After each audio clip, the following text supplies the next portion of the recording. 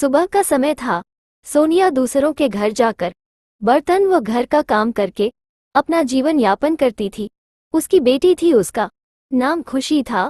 अरे बेटा खुशी, उठ जा, देख सुबह हो गई है और मैं काम पर जा रही हूँ। इतनी बात कहकर सोनिया रसोई में काम करने के लिए चली जाती है और उसकी बेटी खुशी बाहर आकर पलंग पर बैठ जाती है। तभी सोनिया काम करके वापस आ जाती है। अरे बेटा खुशी, तुम किचन का सहारा काम कर लेना। मैंने सब्जी तो बना दी है और तुम रोटियां बना लेना। मुझे शाम को आने में थोड़ी देर हो जाएगी और घर में झाड़ू पोछा भी लगा देना। माँ आप टेंशन मत लो, मैं छोटी बच्ची नहीं हूँ, मैं बड़ी हो गई हूँ, मैं घर का सारा काम कर लूंगी। अरे बेटा तुम किचन को भी साफ कर देना और शाम तक मैं आ जाऊंगी। देखो माँ, तुम्हें मैं एक चीज बताना चाहती हूँ। मैंने अपने हाथों पर कितनी प्यारी मेहंदी लगाई है। अरे तभी मैं देखूं कि तुम इतनी देर से क्यों उठ रही हो। बेटा इस उम्र में मेहंदी लगाना अच्छी बात नहीं है और तुम्हें पूरे घर का काम भी सीखना चाहिए। तभी सोनिया रसोई में रोटी बनाने के लिए चली जाती है। माँ मुझे मेहंदी लगाने का बहुत शौक है और मेहंदी लगाना मेरा फैशन है। मैं हाथों में मेहंदी लगाकर आगे बढ़ना चाहती हूँ। तभी वहां पर खुशी की माँ आ जाती है। देखो बेटा, मैं किचन में रोटियां भी बना दी हैं और अब मैं काम करने के लिए जा रही हूँ। तुम घर का सारा काम। अरे माँ आप क्यों टेंशन लेती हो, मैं हूं ना, मैं सारा काम कर लूंगी। फिर सोनिया खुशी को सारी बात समझाकर काम करने के लिए चली जाती है। लेकिन खुशी को मेहंदी लगाना बहुत अच्छा लगता था और वह मेहंदी लगाने लग जाती है। उसको पता नहीं चलता कि कब शाम हो गई। तभी खुशी की माँ सोनिया भी आ जाती है। अरे खुशी बेटा, तुम अभी भी मेहंदी लगा रही है। चलो मैं खाना खाकर आता हूँ रसोई में। फिर सोनिया रसोई में खाना खाने का चल जाती है। लेकिन सोनिया खाना न खाकर तुरंत वापस आ जाती है। अरे बेटा खुशी, तुम सारा दिन क्या कर रही हो। तुमने किचन में अभी कोई भी काम नहीं किया, बस सारे दिन मेहंदी लगाते रहना। थोड़ा काम भी किया करो।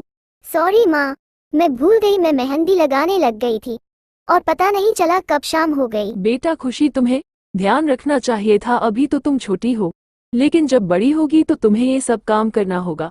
अगर तुम अभी से प्रयास करोगी तो तुम्हें आगे दिक्कत नहीं होगी। फिर अगली सुबह हो जाती है। सोनिया अपनी बेटी को समझा रही थी। बेटा मैंने तुम्हें दवाई दे दी है, तुम शाम तक ठीक हो जाओगी। सोनिया अपनी बेटी को समझाकर काम करने के लिए चली जाती है। सोनिया रोड को क्रॉसिंग करते हुए दूसरी तरफ जा रही थी और उसके दिमाग में अपनी बेटी की चिंता हो रही थी, इसलिए उसे कुछ पता नहीं चलता और उसके पीछे एक बड़ी सी कार आ जाती है जो सोनिया को टक्कर मार के आगे चली जाती है।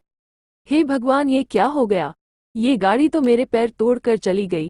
मेरी बेटी खुशी का क्या होगा। सोनिया के दिमाग में अपनी बेटी खुशी की बीमार होने की चिंता चल रही थी, इसलिए उसे गाड़ी का पता नहीं चलता है, जिसके कारण सोनिया के दोनों पैर टूट जाते हैं। सानिया अपने घर पर आ जाती है लेकिन वह बिस्तर पकड़ लेती है। माँ आप चिंता मत करो, अब आपकी जगह काम करने के लिए मैं चली जाऊंगी। अपनी बेटी की यह बात सुनकर सोनिया की आंखों में आंसू आ जाते हैं। माँ आप चिंता मत करो, आपका सारा काम अब मैं संभाल लूंगी। अरे बेटा, तुम अभी छोटी हो और तुमसे इतना सारा काम नहीं होगा। पता नहीं अब हमारा क्या होगा, हमारा गुजारा कैसे चलेगा।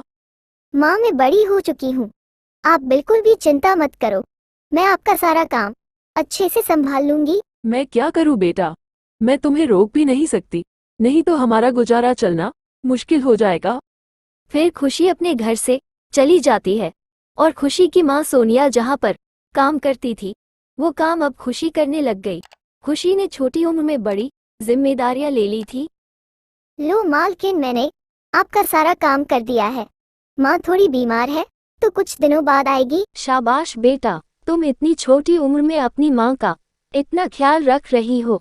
फिर खुशी अपने घर के लिए रवाना हो जाती है और शाम तक अपने घर पहुंच जाती है। अरे बेटा, तुम आ गई, तुमने सारा काम अच्छे से कर दिया। तुम्हें कोई तकलीफ तो नहीं हुई ना बेटा। फिर अगले दिन की सुबह हो जाती है और खुशी काम करने के लिए पहुंच जाती है। तभी खुशी वहां पर काम कर रही थी। वहां पर मालकिन की सहेली पूजा आ जाती है। अरे क्या हुआ पूजा, तुम्हारी वह मेहंदी लगाने वाली आई तो नहीं? मैं तो इंतजार कर रही थी। मेहंदी का नाम सुनते ही खुशी के चेहरे पर मुस्कान आ जाती है। अरे उसने आने के लिए तो कहा था, पता नहीं वो क्यों नहीं आई। तभी वहां पर मेहंदी लगाने वाली लड़की पहुंच जाती है। अरे नेहा, हमारा काम तो कर दे प्लीज, हमें मेहंदी तो लगा दे, हमें शादी में जाना है। अरे पूजा, मुझे माफ कर दे, मैं आज तुम्हारे हाथों में मेहंदी नहीं लगा सकती, मुझे जरूरी काम है। अरे नेहा, अगर तुम मेहंदी नहीं लगाओगी तो हमें मेहंदी कौन लगाएगा? किसको मेहंदी लगाना आता है? अगर दीदी आप कहो तो आपकी मेहंदी में लगा दूं। मुझे अच्छी मेहंदी लगाना आता है। अगर तुम्हें मेहंदी लगाना आता है तो लगा दो। फिर खुशी मालकिन व उसकी दोस्त पूजा को मेहंदी लगाने लग जाती है और खुशी उनको मेहंदी लगाकर अपने घर के लिए रवाना हो जाती है और शाम को अपने घर में पहुंचाती है। फिर खुशी अपने घर में पहुंचकर खाना खा लेती है और अपनी माँ से मिलकर सो जाती है।